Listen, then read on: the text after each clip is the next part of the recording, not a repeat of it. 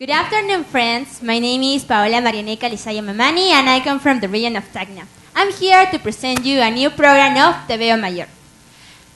We are here from the CADE por la Educación 2015 Hall, picking up some comments from the public. Buenas tardes con todos, mi nombre es Paola Marianeca Lizaya Mamani, soy de la región Tacna y estamos en una nueva edición del su programa Te Veo Mayor, transmitiendo en vivo desde CADE por la Educación 2015. Y vamos a recoger algunos comentarios acerca del público. Ayinzuka Waijipani Aikuna, Ñujakani, José Carlos Salazar Osjo, Ñujajamuni, Ayacucho y Ajtamanta. Ñujaiku Kachkaniku, Kaikade por la Educación 2015, Añuja Kachkani, Ancha Cusiscan. Bien, queridos amigos, buenas tardes. Mi nombre es José Carlos Salazar Osjo, soy de la región Ayacucho. Sí, ellos me presentan. Sí. Y en esta oportunidad, junto a mis compañeros, estamos aquí en el CADE por la Educación 2015 y me encuentro muy contento.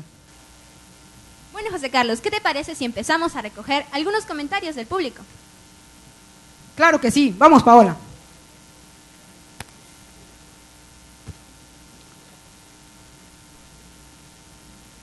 Bien, buenas tardes. ¿Cuál es su nombre? Walter Segarra. Bien, una pregunta. ¿Qué le parece a usted la propuesta educativa del Colegio Mayor? Una propuesta muy innovadora. Ahora que comenzamos, debería continuar por todos los gobiernos que pasemos, ¿no? Bien, muchas gracias. Muy bien, José Carlos. Y a ver, aquí también tenemos a una... Disculpe, ¿cuál es su nombre? Lucía Llosa. Muy bien. Díganos, señora Lucía, ¿qué es lo que opina usted acerca de la propuesta educativa del Colegio Mayor? Creo que es una excelente iniciativa y que no debería ser una iniciativa solamente de este gobierno y del anterior, sino seguir y tener muy buenos estudiantes de secundaria que puedan luego ser muy buenos profesionales o técnicos.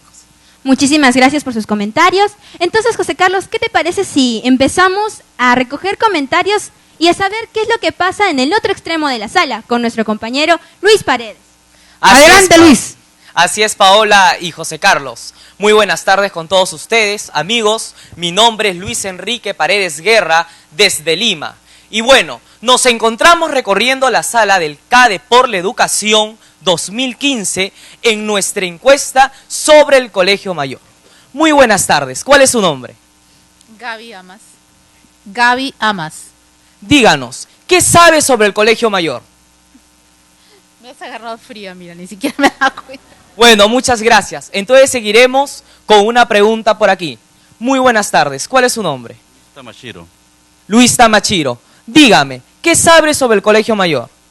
Bueno, que es una institución que se le está dando oportunidad a jóvenes que por X motivos no pueden estudiar y captan talentos que se pueden estar perdiendo, ¿no?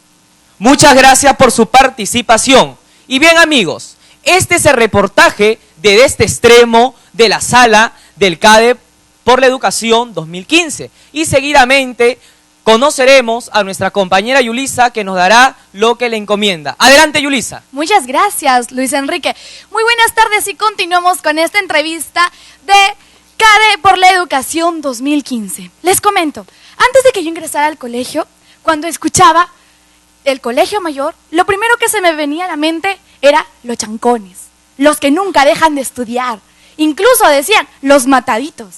Pero obviamente cuando yo ingresé al colegio vi que las cosas son diferentes. Y yo sé que al igual que yo, hay muchos de los presentes que tienen ciertos referentes cuando escuchan el Colegio Mayor. Y obviamente estaríamos encantados de escucharlos. Muy buenas tardes. ¿Cuál es su nombre?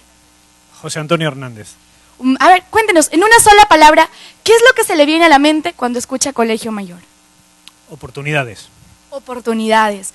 Es así que el colegio, como acá el invitado presente nos dice, nos brinda muchas oportunidades, pero ya se van a ir enterando de más después de la exposición que tenemos. Muchas gracias. Adelante, Paola.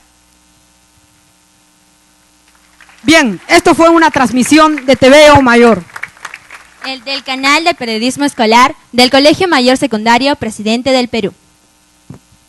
A continuación vamos a tener las palabras de la directora general para que nos cuente temas de actualidad. Adelante, directora Amparo.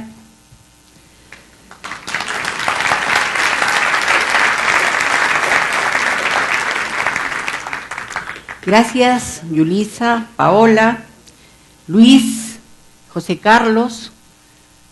por recordarnos realmente que ustedes son la razón de esta reunión. También, María Isabel, durante esta mañana hemos pensado en que los estudiantes tienen que estar presentes, y aquí los tenemos. Muy buenas tardes a todos los que nos acompañan en este CADE por la educación. En primer lugar, quisiera agradecer a la señora María Isabel León, presidenta de la comisión organizadora, al señor Gonzalo Aguirre, presidente de IPAE, y a todo el equipo que los acompaña por darnos esta oportunidad de compartir una grata y enriquecedora experiencia como es la del Colegio Mayor Secundario Presidente del Perú, COAR Lima. Empezaré esta presentación suscribiendo una afirmación muy conocida por todos. La educación es la única vía para romper el círculo vicioso de la pobreza. Desde la experiencia del Colegio Mayor podemos decir que la educación es, además, la herramienta que puede transformar la vida de las personas, de sus familias, de su comunidad y la mejora de la productividad económica de nuestro país. El día de hoy estamos aquí para contar lo aprendido en más de 5 años de vida institucional como Colegio Mayor. Durante este tiempo se ha logrado sistematizar el proceso de aprendizaje con excelentes resultados. Somos conscientes, además, que se trata de una experiencia referencial para nuevas, parecidas o mejores iniciativas que se den a lo largo de nuestro país. Quiero contarles cómo se sentían nuestros estudiantes en sus colegios de origen. Son numerosas las historias que dan cuenta cómo se sienten estos adolescentes en sus colegios. Poca aceptación por sus compañeros, algunos maestros y maestras que no cubren sus expectativas de aprendizaje, condiciones y recursos escasos, entre otros. Estas condiciones hacen que los jóvenes se sientan desmotivados por continuar aprendiendo. Un significativo número de estudiantes proceden de familias de pocos recursos económicos, pero con gran sabiduría para transmitir valores, sueños y aspiraciones. La oración, tú tienes que estudiar para ser mejor que nosotros, refleja lo que muchas familias esperan de la educación, una posibilidad de acceso social y económico para ellos y sus familias. Al llegar al Colegio Mayor, dejan su hogar, su escuela. Es una decisión importante que toman los jóvenes para emprender la búsqueda de realización personal y social. Al participar de un proceso de admisión riguroso que les permite acceder a una beca integral. Esto implica que los estudiantes que ingresan lo hacen por su esfuerzo, es decir, se lo ganan. Entonces, ¿qué es el Colegio Mayor? El Colegio Mayor es una oportunidad para nuestros estudiantes, porque les permite cristalizar sus metas, concretar sus sueños y las de sus familias. El Colegio Mayor es además un Perú en pequeño, ya que los estudiantes provienen de todas las regiones del país. Esta diversidad que representa una gran riqueza, pero al mismo tiempo una enorme complejidad. A los estudiantes del Colegio Mayor les motiva el aprender, las ganas de salir adelante, el superar retos permanentes y luchar por ser más seres humanos. Así tenemos expresiones como los chicos que estamos acá, tenemos una meta ya trazada, que es mejorar, estudiar, trabajar, ser mejores personas para así apoyar a los demás. Su motivación les llega en muchos casos de sus padres, hermanos mayores, familia o algún maestro que les ha acompañado y alentado en su formación. En otros casos, la motivación es propia, porque su situación de vida los ha retado siempre a apostar por salir adelante. La sola presencia de estudiantes de diversas regiones no es lo que nos hace una escuela intercultural. La interculturalidad se vive y se valora mediante la producción de acciones que permitan a los estudiantes expresarse en sus lenguas originarias, que compartan sus costumbres y saberes, generando un diálogo tolerante y respetuoso entre la diversidad de culturas que los identifica. En este clima de intercambio, cada estudiante valora lo propio y además conoce y aprende a respetar lo diverso. ¿Cómo se promueve el desarrollo integral en todos los estudiantes? También en el Colegio Mayor. En toda institución educativa se debe privilegiar el desarrollo integral de los estudiantes, creando un clima de aprendizaje armónico, donde las relaciones interpersonales se produzcan de manera horizontal, en confianza, de escucha permanente, con normas claras, con respeto y valoración de su cultura y de sus saberes.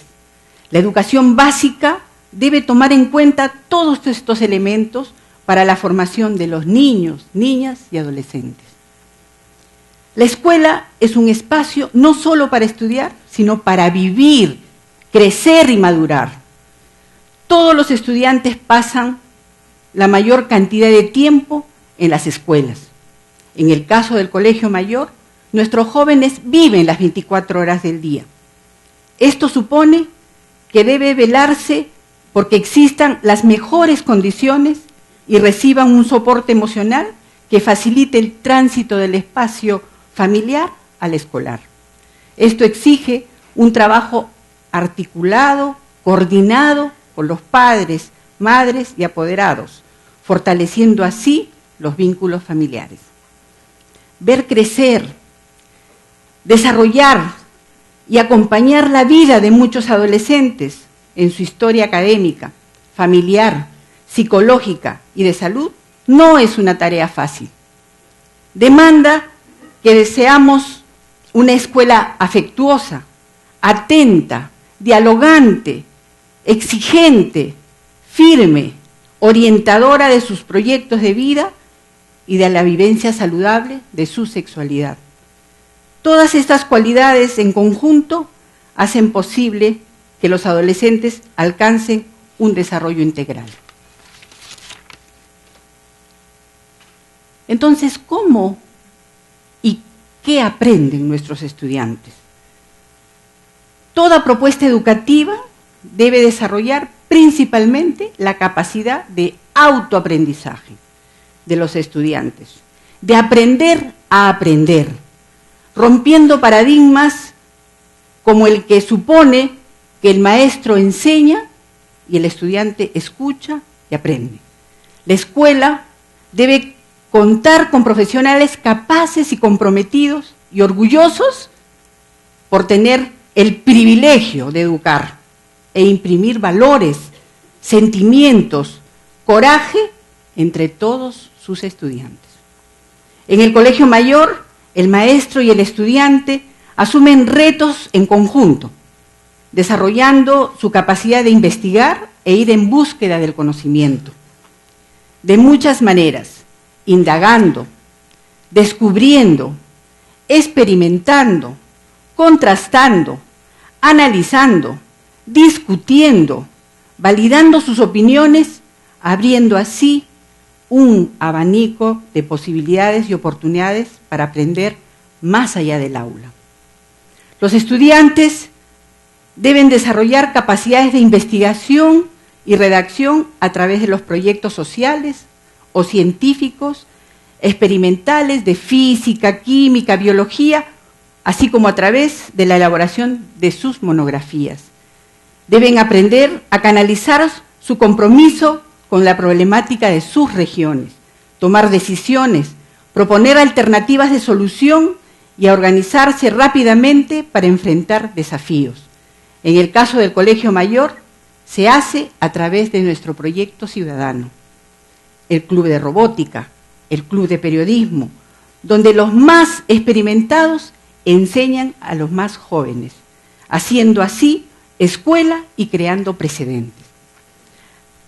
Deben además desarrollar la capacidad de búsqueda rigurosa de información, capacidad crítica de expresión y sustentación de argumentos, poniendo en práctica una sana competencia entre escuelas tanto públicas como privadas, haciendo que sean evaluados por profesionales externos y a través de expresiones de experiencias como los del Club de Robótica, el Club de Debate. También deben ejercitar su capacidad de organización y liderazgo a través de la participación de programas que les permita fomentar y desarrollar las habilidades de emprendimiento. Deben aprender el inglés y el manejo de la tecnología, herramientas indispensables para acceder rápidamente al mercado laboral. En el caso del Colegio Mayor, el presente año nuestros estudiantes obtendrán una certificación internacional. Esto será posible por los convenios firmados con Cisco y el Colegio Mayor, y la Universidad de Cambridge y el Ministerio de Educación. ¿Qué capacidades entonces deben lograr todos los estudiantes al concluir el 5º año de educación secundaria? Saber expresarse y argumentar con solvencia diversos temas en público, saber producir diversos textos funcionales, demostrar capacidad para el liderazgo democrático en todos los espacios públicos y privados, saber trabajar en equipo y valorar la riqueza de esta modalidad de trabajo, poseer una alta capacidad de autoaprendizaje, así crecer en seguridad en sí mismos, sentirse motivados por investigar permanentemente, valorar y respetar a los pares en su diversidad cultural, ser afectuosos y colaboradores de los demás, saber expresarse a través de la danza, la pintura, el canto, la actuación, hacer deporte, entre otras actividades curriculares y cocurriculares. De esta manera, todos los jóvenes estarán preparados no solo para enfrentar los retos de la universidad o de la educación superior, sino también para afrontar los retos que le depara su propia vida.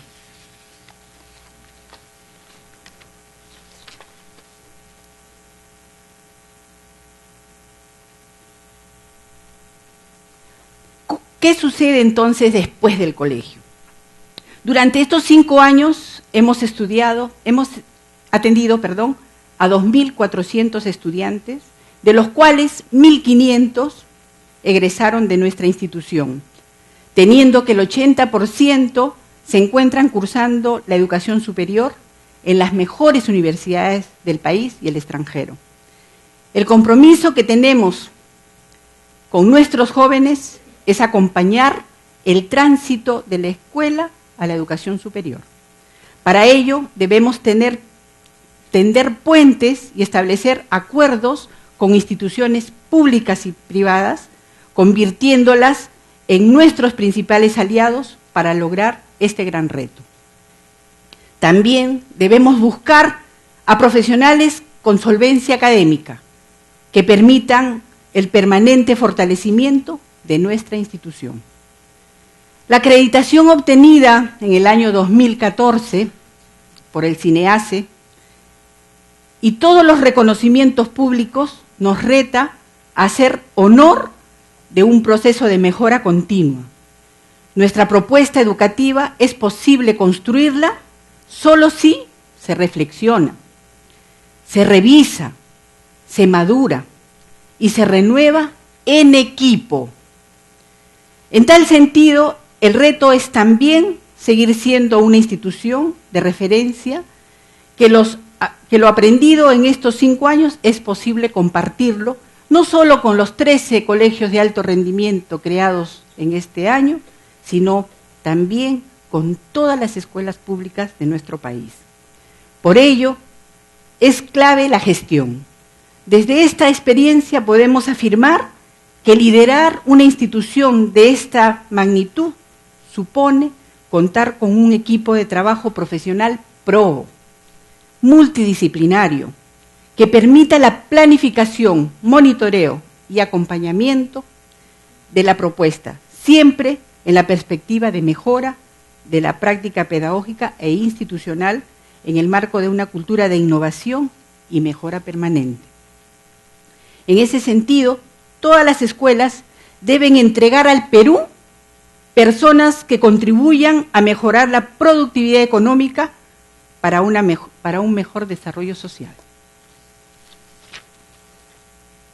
Quiero finalmente agradecer a todas las instituciones públicas y privadas y a cada profesional que transitó durante estos 5 años por nuestro colegio y que su participación y compromiso hizo posible que ahora tengamos una institución sólida, capaz de innovar, aprender y recrear y transformar la vida de muchos jóvenes que esperaban con ansias una oportunidad, la oportunidad de sus vidas y la de sus familias. Muchas gracias.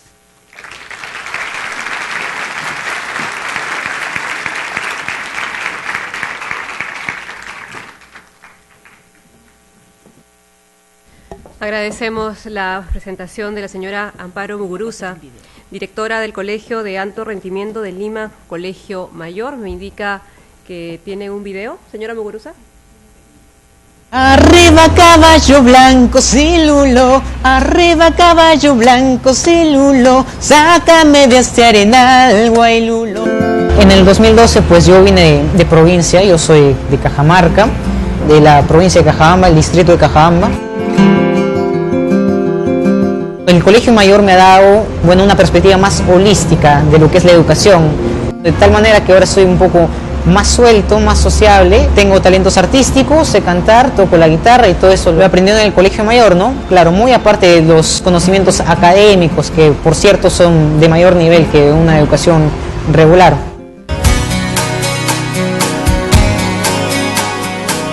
Postulé al UTEC, yo ingresé en el 2014 con la beca que se le otorgó al Colegio Mayor. Recibiendo algunas charlas educativas me he dado cuenta que en sí yo me veo mucho mejor como un ingeniero químico industrial. Tiene las competencias y las habilidades que el Colegio Mayor ha inculcado en él en los últimos años de secundaria. Y al haber pasado por los cursos de bachillerato internacional, el enfoque que sus profesores y el contenido y la calidad de los cursos hace de que Henry sea una persona que ya esté madura a pesar de su corta edad. Tengo bastantes proyectos en mente, se podrían destacar algunos que pienso hacer por un bien común. Y bueno, la contaminación es algo que nos está pues afectando bastante, entonces yo como ingeniero químico me veo pues desarrollando soluciones en sí que ayuden a disminuir todos estos problemas. Inviertan bastante en la educación porque eso es lo que nos va a llevar al éxito, tal como se viene haciendo acá en UTEC, por ejemplo. Vamos a recibir una educación que podamos desarrollarnos como ingenieros capaces de llevar al Perú al éxito que realmente se merecen. Bienvenidos en esta ceremonia de entrega de diplomas y certificados de Bachillerato Internacional a estudiantes del Colegio Mayor COA Lima.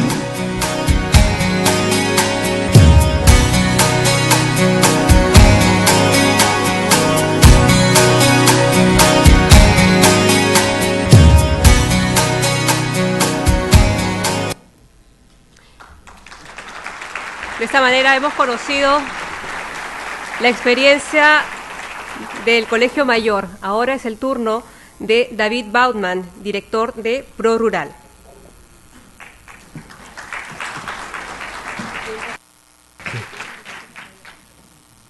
Bueno, muy buenas tardes. Quiero agradecer a los organizadores del CADE de Educación por haberme invitado y poder compartir con ustedes esta experiencia que, como dice allí, ya lleva 14 años en nuestro país. Quiero adelantar que este no es un invento mío, soy ingeniero agrónomo,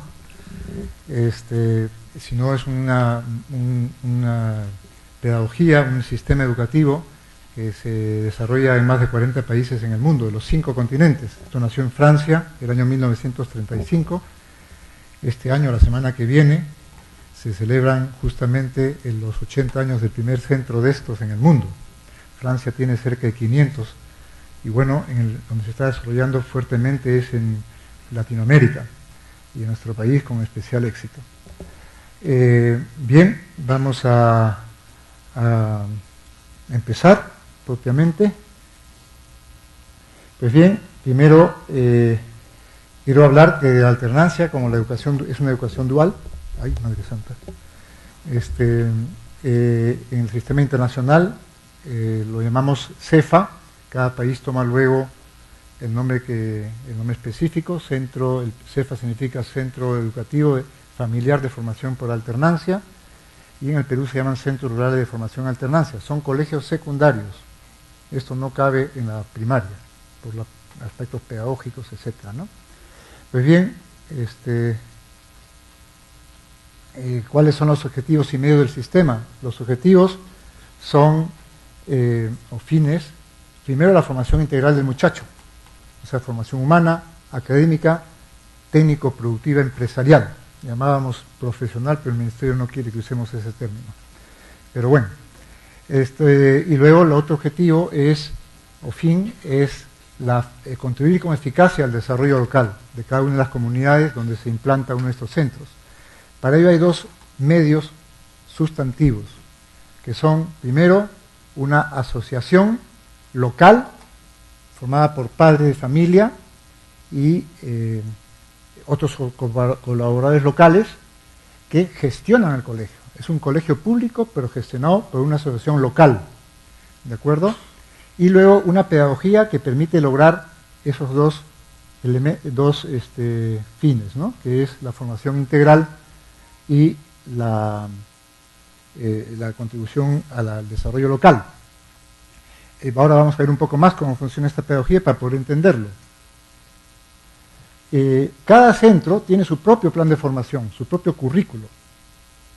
Eso no quiere decir que no desarrollemos el diseño curricular nacional o el marco curricular, sino que lo organizamos de otra manera, lo organizamos en función del plan de formación propio del centro. Hay una cosa general, que es la formación humana y la formación académica, y una específica a cada realidad, que es la la formación técnico, productiva y empresarial. Porque cada zona tiene una realidad diferente.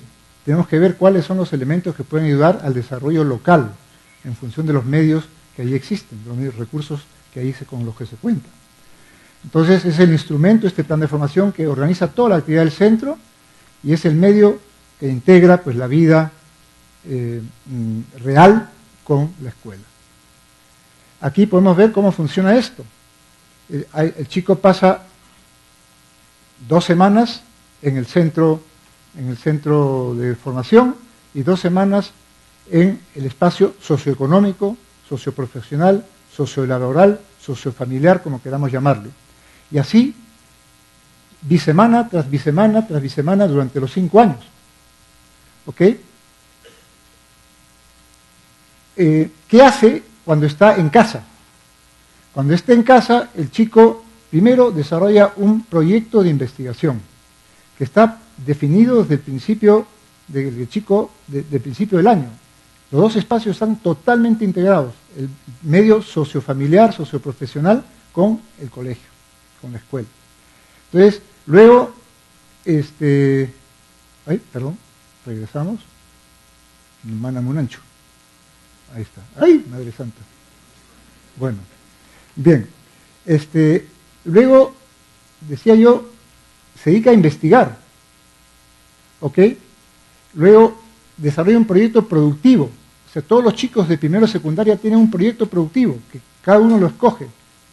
En primero secundaria, de repente agarran 3 cuyes, por decir así. Entonces empiezan a llevar registros, la palabra mercado les empieza a sonar, etcétera. Luego, ay Dios mío, estoy un poco experto en estas lides. Tengo que ir al colegio mayor. Ya. Bueno, entonces, ay, Madre Santa. Bien, luego un monitor, así le llamamos a los profesores, visita a la familia en el periodo que el chico está en casa. y trabaja con el chico y con la familia. Y puede estar caminar incluso 3 y 4 horas para visitar esa y alguna otra familia. ¿Ok? Así es nuestro país, ¿qué vamos a hacerle? Luego regresa al colegio y ¿qué hace? Desarrolla las áreas académicas y unos instrumentos propios de esta pedagogía, ¿no? Que permite una socialización y una capacidad crítica fuera de lo común, una capacidad de análisis fuera de lo común. Además de ello, entonces están estrechamente relacionadas las áreas académicas con esos instrumentos de alternancia, con lo que ha hecho en esos 15 días, esas 2 semanas anteriores en casa, o en el medio comunal, o en el medio profesional. Luego hay tutorías individuales, la tutoría es fundamental, hacen 2 tutorías por estancia, y luego es el ámbito de socialización. La convivencia es fundamental. Ahí además están todos los componentes pues, del afecto, del interés mutuo, del intercambio, del respeto mutuo, del saber escuchar, del saber respetar la opinión ajena, etc. Las responsabilidades o los encargos que desarrollan, etc. Los proyectos productivos y planes de negocio que se desarrollan, el plan de negocio lo elaboran el último año, en quinto de secundaria. Un plan de negocio con todos los componentes de un plan de negocio. Estudio de mercado, estudio técnico, estudio financiero, etcétera, ¿no? Y lo sustentan ante un público, ante un jurado externo.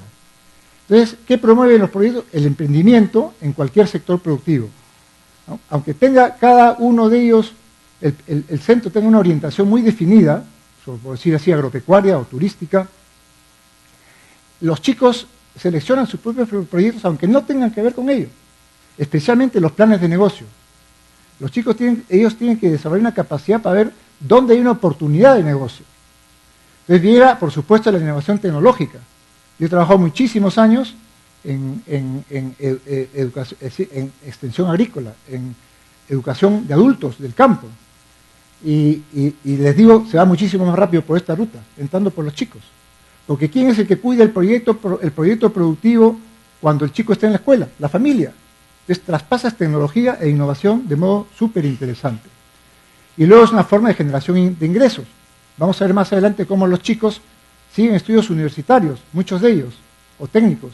Y cómo financian esos estudios, por más que sean gratuitos la educación del Estado, porque tienen que irse a una ciudad, vivir allá, etcétera, con los recursos que les genera estos proyectos productivos.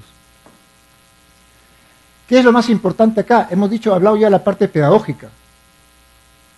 Es lo sustantivo en cualquier organización educativa, no solamente la pedagogía, por más acertada y moderna y revolucionaria, sino la gestión. ¿Y a quién gestiona estos centros? Las propias asociaciones que hablaba hace yo un rato. Los padres de familia y otros colaboradores locales que forman una asociación específica, registrada en registros públicos. El Estado entrega a esa asociación un colegio público para que lo gestione. ¿Campesinos? Sí, campesinos. No hay que tener miedo a eso. Yo doy gracias a Dios que toda mi vida he trabajado con gente del campo, de pequeños productores de costa y comunidades campesinas de la sierra, y esto funciona. Y funciona no solamente aquí, funciona en 40 países del mundo. Entonces, ¿qué hace los padres de familia? Seleccionan a los monitores, o sea, los docentes, el Estado los contrata, pero lo que dicen los padres de familia, la asociación, evalúan a los profesores, deciden quién sigue, quién no va, 2 veces al año se evalúan, ¿no? Maneja los recursos, aprueba el plan de formación y busca esto de ay, Madre Santa, no, metí la pata, perdónenme. Madre mía. Uy, Jesús, eso es para saber que estoy atrasado. Bueno, bien, entonces busca alianzas que faciliten los recursos. ¿Sí? Nosotros, mi institución rural, lo que hace es desarrollar capacidades para que las personas sepan resolver sus problemas, ¿no? El equipo de monitores es sustantivo, ¿no? El equipo de monitores tiene que ser multidisciplinario. Es un trabajo en equipo permanente, ¿no? Y he marcado ahí, por ejemplo, 2 elementos claves, además del nivel académico, el que se pueda conseguir. Ya quisiera yo que fuesen profesores top, pero tenemos que buscar, contratar el Estado de a los que podamos conseguir en el medio lo mejorcito que podamos. Pero hay una cosa que es importantísima, que es la capacidad de trabajar en equipo, ¿no? ahí está resaltado. Y luego el modelo de vida. No le pedimos a los monitores que sean santos, le pedimos que sean coherentes. Los valores, las virtudes, la única forma de encarnar, que los puedan encarnar los chicos es viéndolo en sus docentes. Y trabajamos también muy fuerte con la familia. Como hemos dicho, se visita a la familia cada alternancia. Entonces, bien, vamos a seguir porque si no nos gana el tiempo. ¿Quiénes son los actores del sistema? Todos los del medio. Todo aquel, incluso son profesores. Un campesino que es un trome en papas, por decirlo así. Pues si toca el plan de investigación, el centro de interés es la papa y el plan de investigación de ese mes, supongamos, sean las plagas de la papa. Entonces, ya se tiene identificado cuáles son los mejores agricultores o profesionales que trabajan en ese tema. Entonces, hay instrumentos que los permiten intervenir en el proceso educativo de los chicos. ¿Cuál es el rol del popular? Decía yo, el desarrollo de capacidades en todos los actores, ¿no? Los monitores, que son los docentes, ¿no? Y todos en formación en servicio, requieren, lo que tenemos que hacer muchas veces es borrar el disco duro y volver a reorientar sus habilidades pedagógicas, si las tienen, si no, en todo caso habrá que crearlas. La asociación de padres de familia, por supuesto, que son los que gestionan, y tenemos una permanente evaluación y monitoreo, y si queremos llamarlo, acompañamiento. Eso es lo que está ahora en el Perú. Bueno, estos son 46 centros, somos 3 instituciones que trabajamos en esto. ProRural, empezamos, tenemos 41 centros que damos soporte técnico. ADEAS Joyana, una institución local de Cotabambas y Chumbivilcas, aliada, que tiene 5 centros, y el Estado que tiene 17. Entonces, dice aquí, esperamos que el 2017 sean 5.625 estudiantes, son colegios algunos que están recién empezando, y luego, pues bien, estamos en 11 regiones del Perú. En cuanto a la equidad de género, el 37% son chicas, ¿no? Ahí son un aula, esto es en Santa Marta, en Guayabamba, ven el de la derecha abajo, y de la izquierda es Piura, ¿no? La modalidad, podemos decir los egresados. De total, el 55% continúa estudios terciarios. Es altísimo para lo que significa el medio rural. El 50% de ellos continúa estudios técnicos. Tanto preocupa aquí el tema. Claro, el problema es el nivel de las instituciones donde a veces se educan, ¿no? Pero sí tienen esa tendencia que yo creo que es muy útil. El 100% de los egresados se encuentra estudiando y trabajando de manera dependiente o independiente. Dice, ustedes dirán 100% es exagerado. Bueno, en el momento que hemos hecho esa foto de 18 centros, estaban así. Y el 41% de los egresados está ejecutando su plan de negocios, el 6% su familia, el 30% lo ejecutó y el 22% nunca lo hizo. Pero es interesantísimo. Miren ustedes, son 47% de chicos desarrolló su plan o desarrolla su plan de negocios. El impacto en la familia y la comunidad, jóvenes capaces, laboriosos, críticos, propositivos. Capacidad de análisis, vuelvo a insistir, muy interesante, que llama la atención, maduros, y luego fundamentalmente saben trabajar en equipo. Los proyectos productivos, en fin, están además, sí, me queda tiempo, gracias a Dios. Proyectos productivos que involucran a la familia, mejoras tecnológicas y empresariales, viviendas saludables. Este no es un simple propuesta educativa, es una propuesta de desarrollo rural, de desarrollo local. O sea, las mejoras que se logran en el seno de la familia, en la calidad de vida, son significativas. La mejora en las relaciones familiares, comunicación entre padres y hijos y entre marido y mujer. De repente casos pues, en que el marido toma demasiado, o la mujer incluso, ¿no? Pues eso se reduce significativamente, o desaparece, o el marido que le pega a la mujer, pues deja de pegarle. Es así la realidad. buenas prácticas, higiene, orden, limpieza, y luego valoración de la educación de las chicas. ¿Qué hace falta para consolidar la propuesta? Primero, contratación de profesionales no docentes. Quiero señalar lo siguiente. El Estado ya se compró el pleito, el Ministerio de Educación. En los últimos 2 años ha puesto un montón de recursos.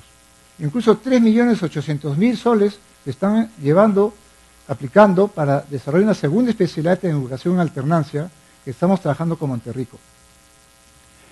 El Estado quiere que esto crezca, que quiere que crezca bien. Entonces la primera cosa, si queremos que funcione bien, hay que modificar algunas normas. Yo lo siento.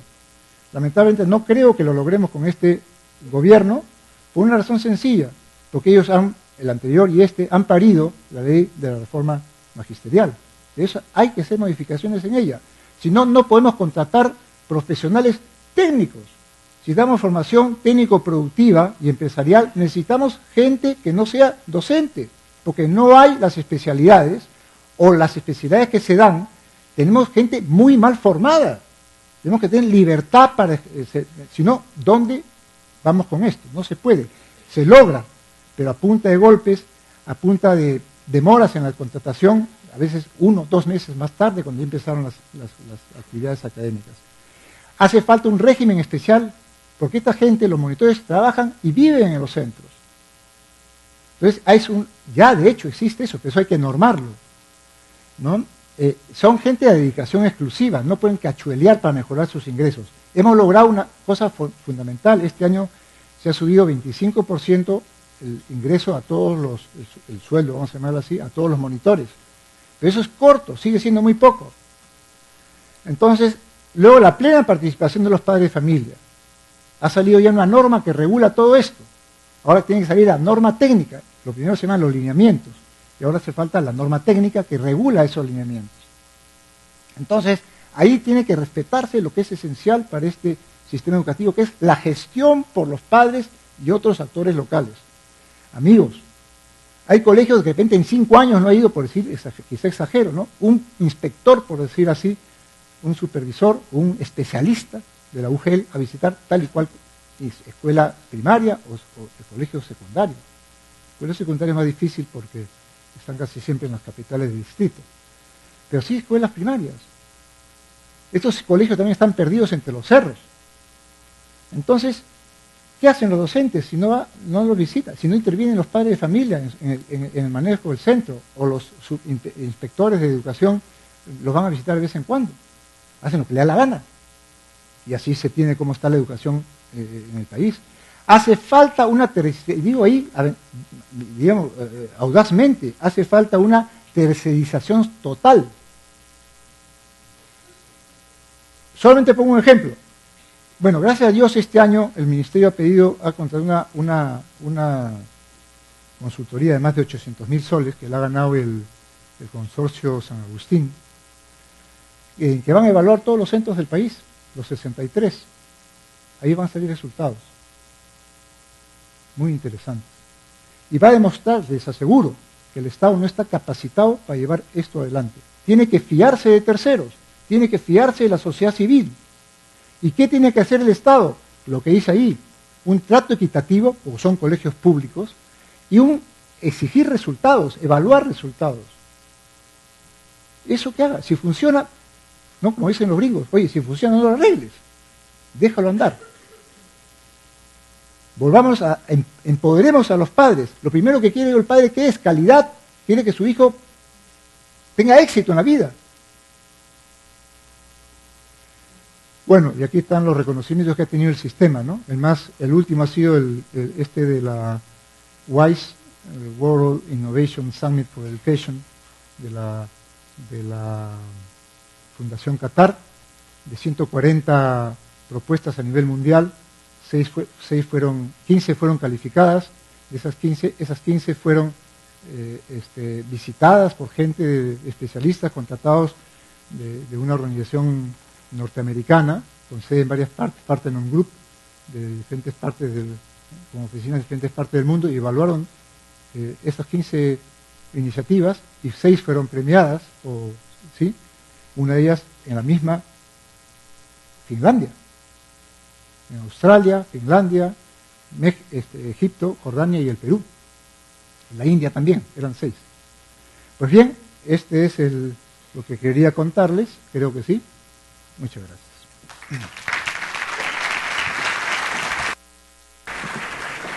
Agradecemos a David Bautman, director de ProRural, y finalizamos esta sesión, un país en crecimiento, sentando las bases desde la educación básica, con la exposición de León Trattenberg, promotor y líder pedagógico del Colegio Aleph. Gracias.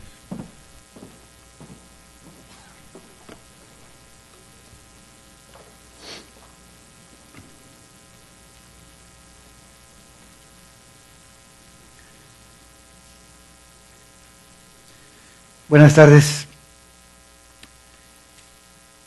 De alguna manera parecería haber un sentido común que dice algo así como que los jóvenes que no se adecúan al mercado de trabajo requieren una capacitación específica en habilidades blandas, que deben adquirirlas hacia la secundaria, al final de la secundaria o en la universidad o en los institutos para que puedan encajar mejor con las expectativas del mercado de trabajo para poder conseguir trabajo y satisfacer los requerimientos de las empresas.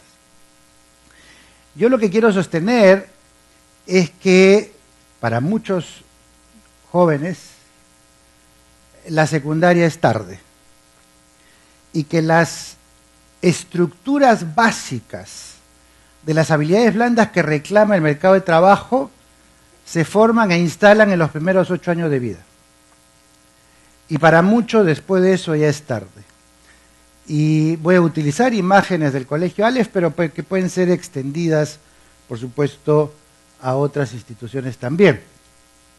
¿Cuál es la insatisfacción de los empleadores respecto a la formación de los egresados del sistema educativo? Ya se mencionó aquí todo el día, que las empresas no están satisfechas, no encuentran la gente que quieren emplear, lo dice Apoyo, lo dice la Sociedad de Industria, lo dice Manpower, es decir, todo el mundo se queja que la gente que está formando el sistema educativo no sirve para las expectativas que tiene los empleadores y la gente de recursos humanos para poder dinamizar apropiadamente su trabajo. ¿Y por qué no son adecuados? Primero, porque no saben analizar, no saben investigar, no saben resolver problemas, no saben aprender a hacer cosas nuevas, se limitan a reproducir lo que ya vieron en un libro, en un caso previo. Cuando hay una situación nueva, tienen miedo de arriesgarse a plantear una hipótesis, a innovar, son muy mecánicos, son muy repetitivos, tienen dificultad para tomar iniciativas, asumir responsabilidades, trabajar con autonomía, reconocer errores, tienen miedo que si reconocen un error los van a despedir, dificultad para la comunicación efectiva, dificultad para confrontar al jefe. Cuando el jefe da una opinión, pues confrontarse con eso es difícil, es complicado, porque no tienen la columna para eso.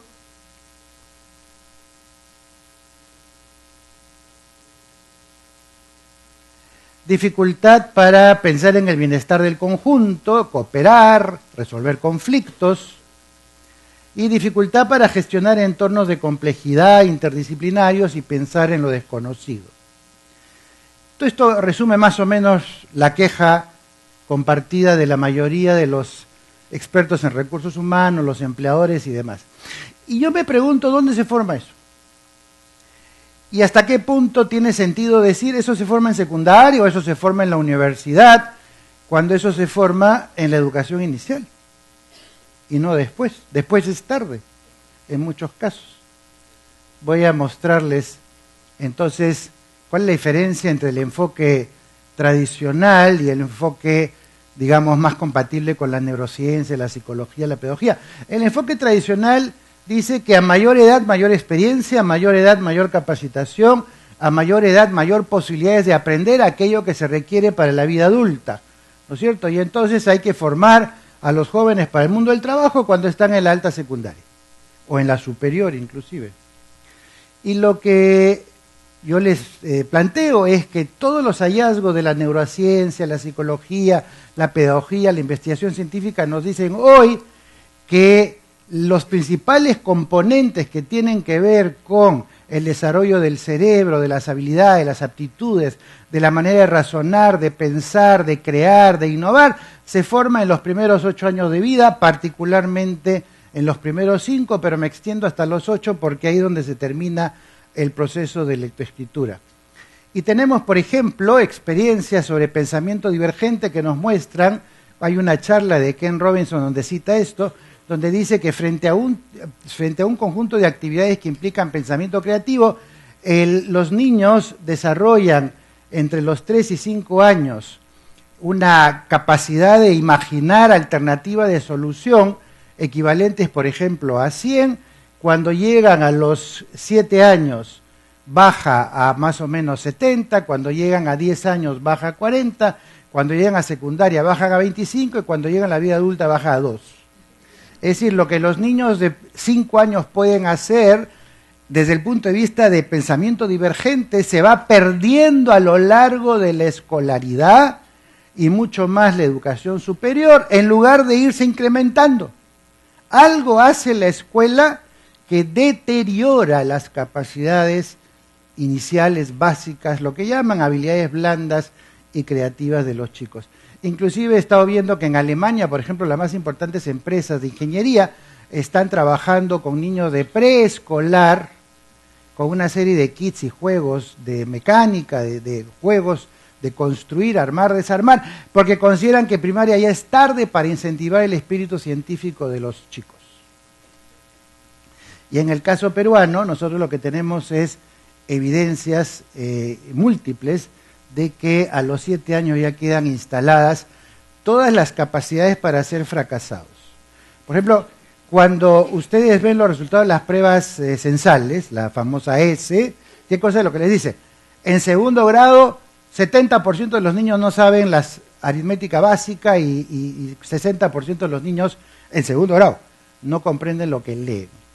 Ahora, como no se hace ningún trabajo remedial después, esos no van a corregir sus deficiencias después, simplemente están condenados al fracaso. Y los que ya llegaron a segundo grado con ese nivel de ineficiencia, de alguna manera nos deberían llevar a preguntar, bueno, ¿y entonces en qué perdimos el tiempo? O sea, ¿qué pasa que a los 7 años todavía no logran esas habilidades que son el sustrato básico de todo lo que va a venir después?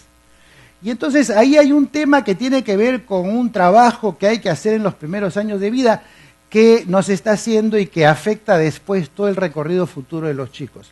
Dicho sea de paso, la mayoría de los problemas de aprendizaje se instalaron a los 7 años. La mayoría de los problemas de TDAH, dislexia y otros que producen problemas de aprendizaje y socialización se instalaron hacia los 7 años. La mayoría de las fobias a la matemática se instalaron a los 7 años. La mayoría de los displaceres con la lectura se instalaron a los 7 años. ¿Y después quién corrige eso? La gente se queja que los niños no leen. ¿Por qué van a leer? Si los obligan a leer a los 5 años cuando no están listos. La gente se queja que no saben matemáticas o que odian la matemática, cuando claro, les exigen que a los 5 o 6 años hagan cosas que no están a su alcance. Porque solamente se está pensando en el tercio superior de aquellos niños que en algunas funciones ya están maduros para poder aprender más tempranamente a leer, a escribir o a hacer aritmética. Y el 2/3 restante que se reviente, porque no son iguales a ese tercio superior. Y estoy hablando de un tercio solamente en términos genéricos. A lo que me refiero es a que la dificultad de entender las diferencias entre los niños condena al fracaso a la mayoría y privilegia a algunos cuantos que por razones naturales pueden avanzar más rápido. Todo esto que va a ocurrir hasta los 7 años, ustedes lo van a cosechar después cuando tenga 25 años el egresado. Porque si esas habilidades no han sido bien instaladas, después no se corrigen, después simplemente se reiteran. Y ese joven, cuando entre a la universidad, va a tener el mismo perfil del que se quejan los reclutadores de gente, y cuando se convierte en un profesional, por supuesto que va a repetir las mismas carencias. Yo lo que quiero mostrarles es cómo se puede trabajar desde la educación inicial en adelante para ir cultivando esas habilidades, ¿no? Por ejemplo, a partir, por supuesto, de imágenes que tengo del Colegio Ales, pero como digo, las uso como referencia más que para hacer solamente propaganda al colegio. Primero, tenemos la opción entre seguir rígidamente los caminos preestablecidos por otros en los programas, en los libros, en los textos, en las guías y demás, o tenemos la posibilidad de ayudar a los chicos a que se arriesguen a buscar de manera autónoma opciones alternativas frente a un tema. Por ejemplo, la opción rígida, que es la usual hace 200 años y sigue hasta hoy, con los ejercicios preestablecidos, la enseñanza programada y todo lo demás, versus la posibilidad de que los niños piensen. Miren, los niños pueden pensar. Fíjense, les damos a los niños unas naranjas y les pedimos que representen la naranja. Y entonces los chicos pueden hacer un círculo, uno se pregunta ¿y qué pasa con la cáscara? ¿Y qué pasa con la pepita? ¿Y por qué la naranja tiene que ser de este color? ¿Y por qué no del otro? ¿Y por qué tiene esta forma? ¿Y qué tal si la representamos y hacemos un dibujo de una naranja desde los ojos del niño que está introduciendo sus conceptos y su creatividad en este producto? Trabaja en equipo. Después formulan hipótesis para ver cómo perfeccionan el diseño y finalmente producen el diseño de lo que para ellos es una naranja, con un criterio de creatividad, con un criterio de razonamiento, con un criterio de hacer insight con respecto a su pensamiento y no simplemente reproducir como si fuera una fotografía la naranja que le puso la profesora. Otro ejemplo, tienen ustedes las especialidades segmentadas, ¿no es cierto?, de la formación tradicional. Uno estudia carreras por separado, la ingeniería civil, la ingeniería mecánica, ingeniería electrónica, ingeniería geológica, todas son distintas, la arquitectura, la psicología, estamos acostumbrados a crear carreras, tantas carreras como se nos ocurran especialidades, en lugar de integrar. Por ejemplo, puede ser bioinformática, puede ser biomecatrónica, que son carreras donde se integran disciplinas y cada vez más las carreras integran disciplinas en lugar de desintegrarlas. ¿Pero qué hace el currículo escolar? El currículo se dedica a desintegrar lo más posible la realidad de tal manera que haya tantos cursos como especialistas tenga el ministerio en cada una de las áreas, de tal manera que puedan nutrir su autoestima profesional, sabiendo de que su curso está presente en el currículo. Y mientras tanto, ¿quién integra todo eso? En lugar de hacerlo al revés, en lugar de integrarlo desde la escuela y que cada uno vaya a buscar en las disciplinas distintas aquella información que le resulte relevante para el proyecto que él tiene. En lugar de hacer el currículum salchichón que se corta en tantas tajadas como cursos se les ocurre, en el currículo más bien pensar en un tema de manera integrada. Supongamos que queremos estudiar las aves, digamos, del pantano. Entonces, lo tradicional, ¿qué cosa es decir? Eso corresponde a la zoología. Sin embargo, en realidad, el abordaje de las aves podría tener que ver con la historia, con la geografía, con la astronomía, con la economía, con la lingüística, con la religión, con todas las áreas. Por ejemplo, aquí tienen ustedes un grupo de niños que se van a explorar al pantano, identifican las cosas que les llaman la atención, observan las aves, analizan las aves, descubren, registran, hacen su bitácora, describen qué fue lo que experimentaron, lo que vivieron y demás. A estos niños les interesa un pito el hecho de que sea zoología, biología, botánica y todo lo demás. A ellos lo que les interesa es entender por qué estas aves están ahí, cómo viven, cómo duermen, cómo comen, por qué tiene que ser un área protegida, por qué está en la costa, por qué son pantanos. Eso es lo que les interesa, no les interesa si eso se llama matemática, o eso se llama economía, o eso se llama geografía. Sin embargo, no les dan esa oportunidad a la hora de diseñar los currículos tradicionales y lo que hay que hacer es romper con eso. En el futuro lo que vamos a tener es gente que no va a ir a visitar los pantanos o a analizar las aves simplemente porque son personas que corresponden al mundo de la biología o la zoología, sino cualquier aficionado puede perfectamente disfrutar de lo que son las aves. Una tercera característica es, ¿qué preferimos? ¿Lo predecible, lo seguro o nos arriesgamos a lo impredecible? Entonces aquí tenemos, por ejemplo, lo predecible, el sílabus del libro, el texto programado con todos sus ejercicios, marca por aquí, marca por acá, di cuál es la correcta, di cuál es la farsa, como si eso fuera aprendizaje, en lugar de agarrar un objeto que les interesa, en este caso este escarabajo, lo analizan, lo dibujan, lo representan, lo convierten en un objeto de su interés, lo convierten en este caso en un objeto de arcilla y demás. Les aseguro que los alumnos aprenden mucho más de lo que es un escarabajo haciendo ese proceso que simplemente copiando el dibujito de un libro o contestando las preguntas. ¿Cuántas patas tiene el escarabajo? ¿De qué color es el escarabajo? En fin, ¿conoces? ¿Has comido un escarabajo? La investigación es fundamental, ¿no es cierto? Entonces, pero tienen que aprender a investigar. ¿Cuándo van a aprender a investigar? Si no tienen la posibilidad de enfrentar la investigación desde que son pequeñitos, desde que tienen 5 años. ¿Se quedan en la teoría o se van a la práctica? En este caso exploran la aplicación de sus ideas. Pueden quedarse en la teoría, muchos dibujitos, muchas fórmulas, muchos enunciados y todo lo demás, o pueden ir directamente a la práctica. Por ejemplo, un niño que analiza cómo es la cara, un niño que la representa, un niño que después va a graficar lo que ha representado, un niño que analiza a través de su radiografía cuáles son las partes del cuerpo y demás.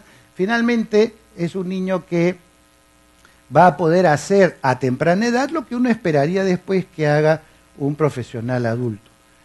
Siguiente, aprendizaje contextualizado o descontextualizado. La escuela les enseña qué cosa, cuáles son los componentes del fuego y qué pasa cuando hay combustión, el oxígeno con el CO2, etcétera, o van a una situación contextualizada.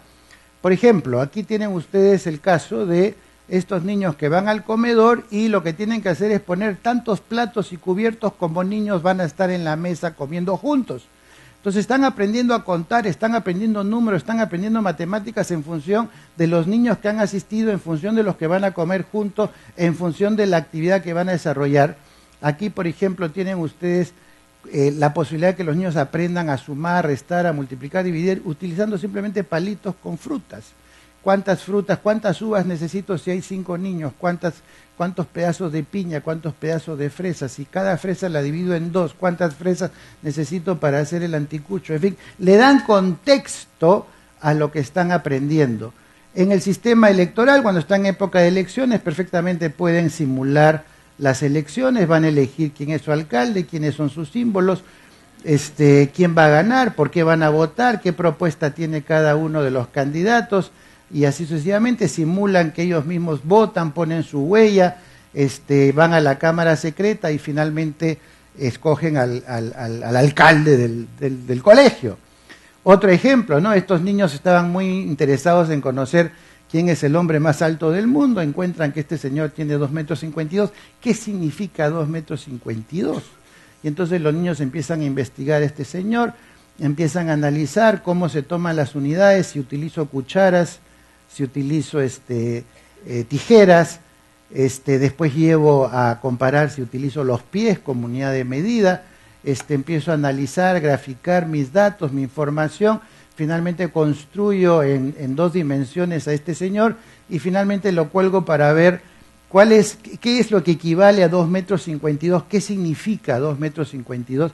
Esos niños, por supuesto, que entienden mucho más de medición que si simplemente en su cuaderno le pongo 1.12 más 2.33, ¿cuánto es? ¿Qué significa eso? En cambio aquí han hecho todas las operaciones, pero en función de un objetivo que está contextualizado.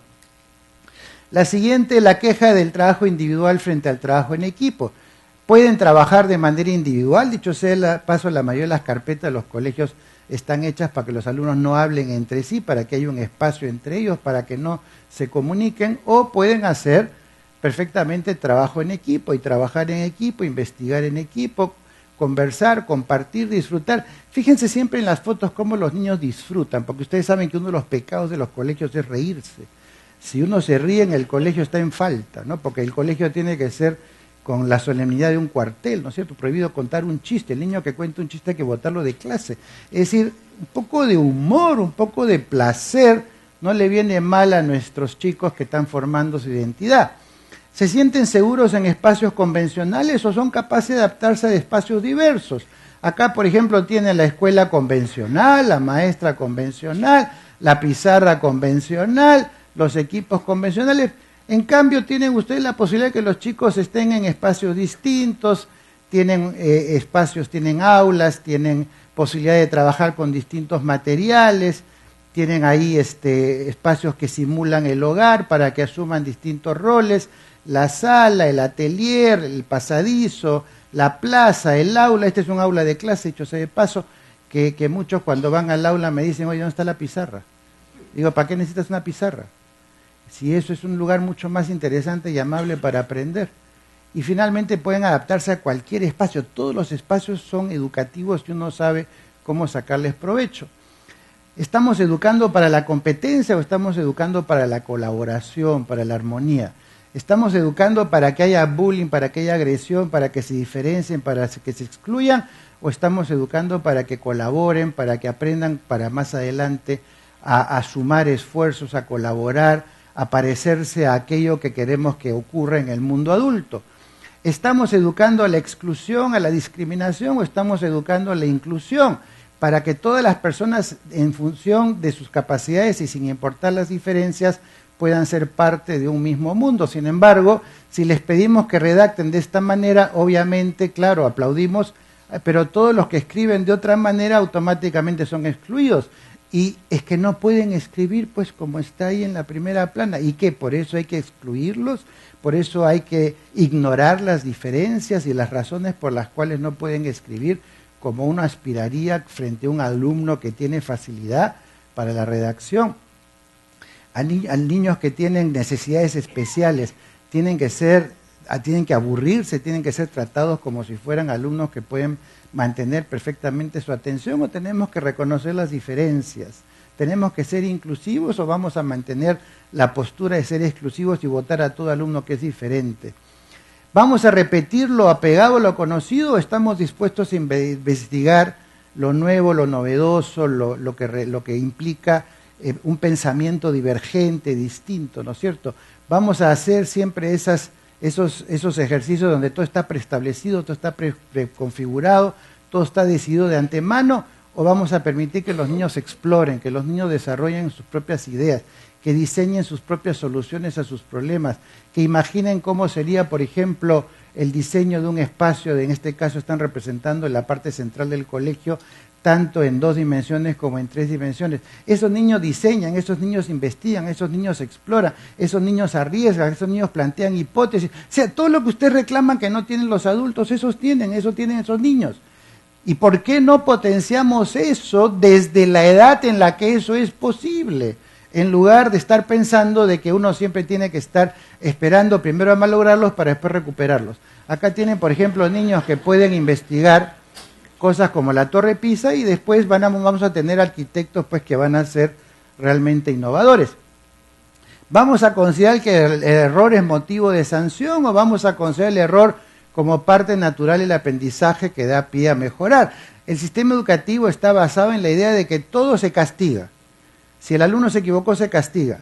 Si de 20 preguntas contesta bien 18, le ponen acento a las 2 que no pudo contestar bien. Es como en los campeonatos olímpicos de gimnasia, donde por cada error le bajan 1 décimo de punto, en lugar de pensar cómo utilizo el error como parte del proceso de aprendizaje y le doy peso al resultado del proceso y no me quedo solamente en castigar cada etapa del proceso. ¿Vamos a sancionar todo el tiempo los errores, las equivocaciones? ¿O nos vamos a lanzar a la idea de investigar y considerar que el error es parte del proceso por el cual el alumno aprende? Y los alumnos deliberan y discuten y se equivocan y se confrontan y buscan nuevas opiniones y buscan fuentes hasta que finalmente, al cabo de un proceso donde intentan entender algo y lo dibujan y lo representan y demás, y ven todo un proceso que los llevó a ensayo y error y a buscar más información, a obtener finalmente el resultado esperado, que en este caso es el diseño de un megalodón, que era el proyecto de 2º grado. ¿Vamos a evaluar por resultados y premiar solamente por exámenes a los ganadores, o vamos a hacer una evaluación continua que va a ir evaluando el desempeño según una línea de base? Es decir, vamos a agarrar 25 alumnos y decir, estos 3 o 4 son los ganadores y todo lo demás son los perdedores. Porque cuando hay una competencia es así, hay un ganador, 24 perdedores. O vamos a dar la posibilidad de que todos sean ganadores, en otras palabras, que todos logren de acuerdo a sus posibilidades.